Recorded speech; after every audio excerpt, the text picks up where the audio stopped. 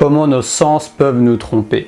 Cher Proactif Rêveur, aujourd'hui j'aimerais te parler de nos 5 sens et te dire à quel point que parfois nous pouvons trop nous fier à ces sens et nous mettons à interpréter les gens qui nous entourent, les événements qui se déroulent et les choses qui se passent dans notre vie de manière très hâtive. Nous ne sommes pas toujours proches de la vérité. Parfois nous sommes complètement dans une illusion sans même nous en rendre compte parce que nous faisons trop confiance à nos sens. Donc c'est parti pour cette nouvelle vidéo où je vais te partager justement mes pensées à propos de ce sujet.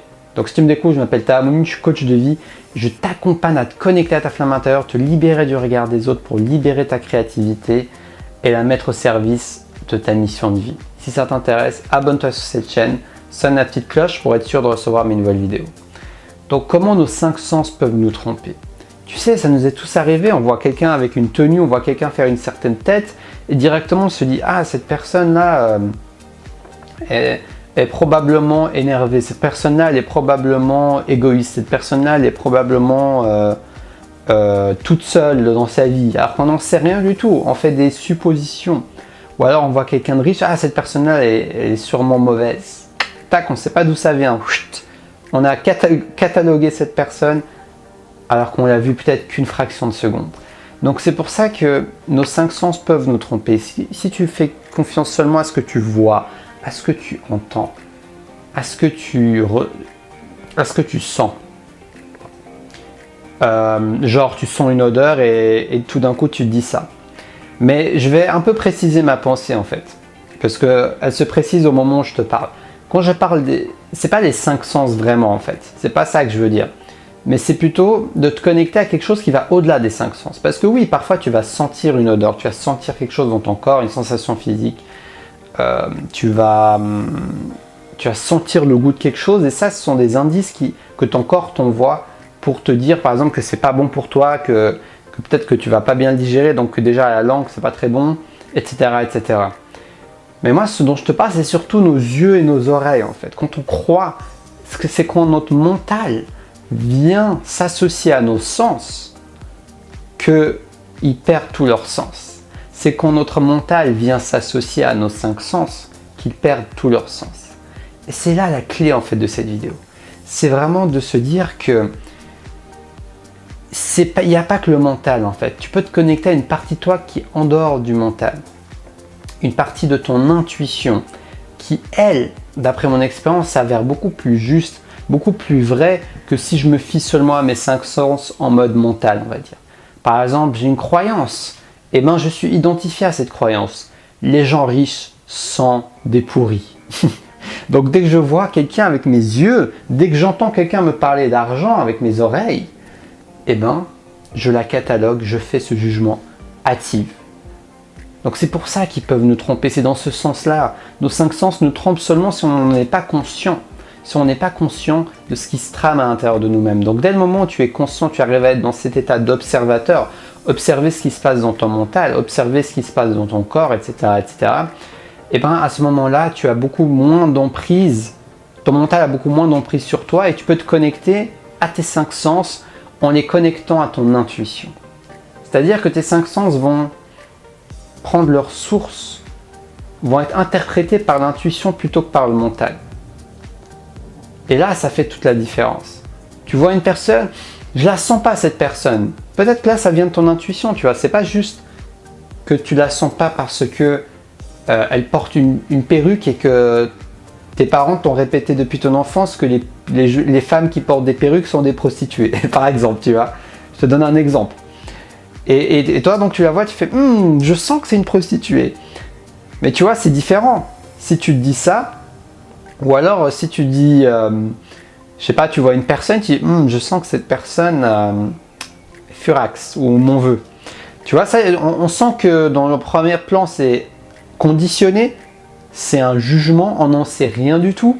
Alors que dans le deuxième cas, on sent que ça vient beaucoup plus de l'intuition, on ne sait pas trop pourquoi, mais on sent peut-être qu'on est un peu sensible, on arrive à ressentir l'émotion de l'autre, l'énergie de l'autre. Mais en tout cas, c'est quelque chose qui est beaucoup moins tangible, beaucoup moins logique. Donc je sais que ça peut paraître abstrait dit comme ça, mais vraiment, c'est pas, il n'y a pas de méthodologie exacte pour se connecter à ton intuition. C'est vraiment de prendre le temps déjà de respirer, de te connecter à toi-même. De te connecter à toi-même par différents moyens, la méditation, le yoga, la respiration, la marche, le sport, tout moyen qui peut t'aider à te connecter à ton intuition au quotidien va t'aider à faire mieux connaissance à cette partie intuitive que tu as. La créativité aussi, le fait de créer. Quand je crée, je me connecte à mon intuition. Donc c'est le fait de créer, de faire des choses qui te plaisent, qui t'animent, ça va aussi te familiariser avec ce côté intuitif. Parfois, tu vas créer quelque chose et tu vas avoir une idée très intuitive qui va venir de nulle part. Et là, tu vas commencer à faire connaissance avec ton ami l'intuition. Donc plus tu vas apprendre à la connaître, plus tu vas avoir de la facilité à te connecter avec elle. Et également, c'est aussi l'art de se poser les bonnes questions. Parce que dans le coaching, de bonnes questions peuvent amener de bonnes réponses. Et bonne, c'est pas dans le sens jugement, mais c'est dans le sens des réponses que tu attends, des réponses qui vont t'aider à avancer. Donc pose-toi des bonnes questions. Qu'est-ce que je ressens là, par exemple, plutôt que de me dire qu'est-ce que je pense? Parce que le ressenti, c'est beaucoup plus dans l'expérience directe, alors que les pensées, c'est souvent un truc enregistré dans ton mental en fait. Ok? Qu'est-ce que je ressens? Qu'est-ce que je sens quand je vois cette personne, quand je suis à cet endroit, quand je veux faire ce projet, quand je me projette faire ce projet? Qu'est-ce que je ressens? Plutôt que de se dire qu'est-ce que je pense. Comme ça, tu te connectes à ton intuition, tu te connectes à ton corps, parce que ton corps te parle. Donc quand tu as une intuition, c'est souvent une sensation physique, même si tu n'en as pas conscience, c'est souvent une sensation physique qui va t'amener à freiner quelque chose ou à avancer, etc. Donc c'est en te connectant à ton corps un peu plus souvent que tu vas aussi également pouvoir te connecter à ton intuition. Et dès lors, tu pourras faire beaucoup plus confiance à tes 5 sens, parce qu'ils n'auront pas leur source seulement dans ton mental, mais ils auront leur source dans une partie beaucoup plus intuitive, beaucoup moins visible, et pourtant qui peut être très puissante et te donner beaucoup de réponses. Donc ne sous-estime pas le pouvoir de l'intuition. Connecte-toi petit à petit à ton intuition, et tu verras que tu auras beaucoup plus de réponses à tes questions qui ne vont pas forcément venir du mental, mais qui vont venir d'un autre espace. Donc j'espère que cette vidéo va t'inspirer à ne pas croire sur parole tes 5 sens et à bien prendre le temps de te centrer, de te connecter à toi-même pour vraiment juger avant de juger quelque chose. Alors c'est pas toujours facile, moi-même des fois je me hâte dans le jugement, mais c'est un challenge qu'on peut tous relever et qui peut nous amener à plus de conscience et plus de réponses pour mieux avancer dans notre vie. Donc j'espère que cette vidéo t'a inspiré. Si c'est le cas, n'hésite pas à mettre un gros pouce en l'air pour me soutenir et m'aider à faire diffuser mes vidéos au plus grand nombre. Mon but, c'est d'inspirer un maximum de personnes à se libérer de leur entrave qui leur empêche d'être eux-mêmes et libérer leur créativité pour la mettre au service de leur mission de vie. Donc n'hésite pas à partager ce message. Abonne-toi, sonne la petite cloche, ding ding ding, si tu veux être sûr de recevoir mes vidéos quotidiennes inspirantes pour te connecter à ta flamme intérieure. Sur ce, je te souhaite une belle fin de journée et n'hésite pas à t'abonner à la lettre des Proactive Rêveurs. C'est des contenus exclusifs que je partage uniquement avec les abonnés de cette lettre. Donc si tu veux recevoir des conseils dans ta boîte mail qui prennent moins d'une minute à lire au quotidien pour t'accompagner, t'aider à te libérer, à te connecter à qui tu es, n'hésite pas à t'abonner à cette lettre des Proactive Rêveurs.